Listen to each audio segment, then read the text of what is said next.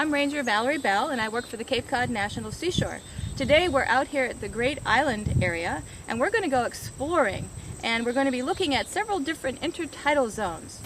Here we are at the Intertidal Zone, and what the Intertidal Zone is the area of land that's exposed when the tide goes out. So it covers the area of land where the water is the lowest and up to the edge of the water when it's at high tide. So we're in the middle of the Intertidal Zone. Welcome to the Great Island Salt Marsh. This is one of the many intertidal zones that we have at Cape Cod National Seashore. One of the most interesting animals that lives in the Intertidal Zone is the Fiddler Crab.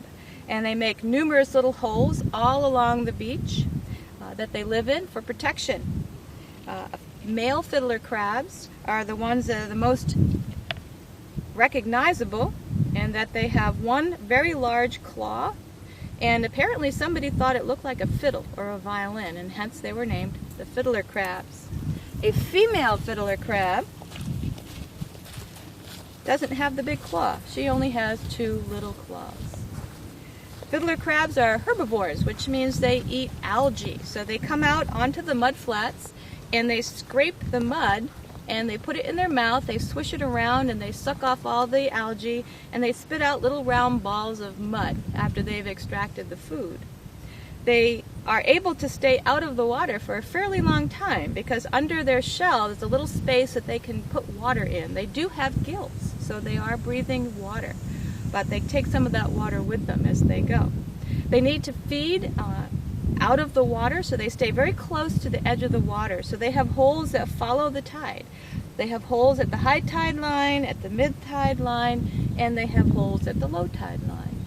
So they can feed all day long at low tide. Here we are at the Tidal Flats in Wellfleet. Many, many different intertidal organisms live here. Let's go see what we can find. One of the most common creatures that you'll find here and in any of our tidal flats is a crab called the green crab.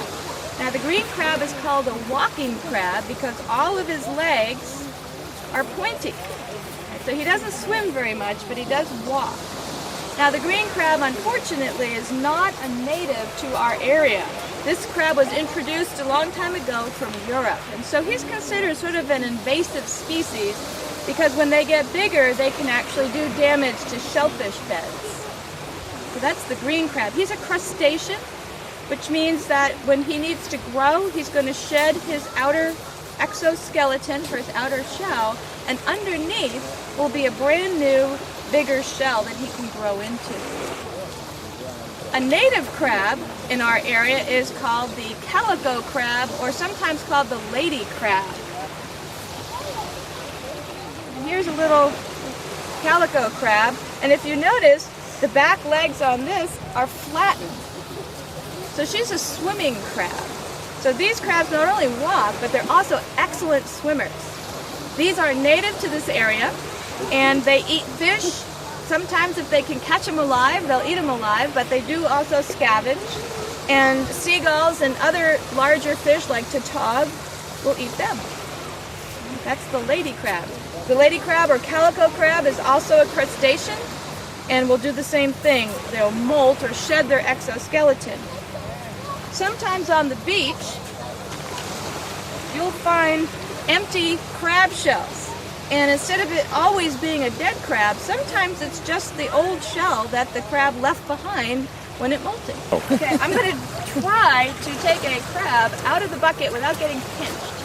And then we're going to let him go, and you're going to watch particularly interesting behavior that these crabs have, and it's why you don't see as many of them as there are out here. There's literally thousands of these crabs out here, but you're not going to see most of them because they have a really cool way to hide. Alright, so here's our calico crab, and we're just going to put it right here in the sand, and it's going to dig in with its back feet, and down he goes, and he's gone. Voila. That's good. Encore. So we're going to try this again in case some of you blinked. Alright, so we're going to put another calico crab in the sand. Now why do you think does that? So what did we say is a reason that the calico crab digs himself in the sand? What do you think? Predators? Predators. Very So good. there are seagulls out there and certain fish that like to eat these crabs.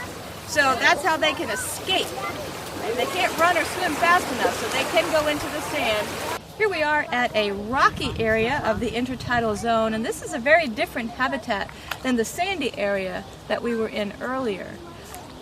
This whole area is just covered with rocks, and rocks turn out to be a very good hiding place for very small organisms like baby crabs, barnacles, snails, and underneath the rocks you can often find worms and other benthic organisms that live out here on the tidal flats.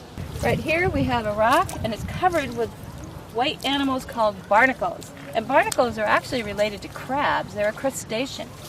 Also living on this rock are some snails, and these are periwinkles. And they're eating the algae that's growing on this rock. And underneath, we have a small crab. And this is called a purple Japanese shore crab, and it's got little striped purple legs. This is also an invasive species, just like the green crab. So you can see, even with just this one rock, we have many different animals taking advantage of this habitat. This is a place where many, many very important species of animal live.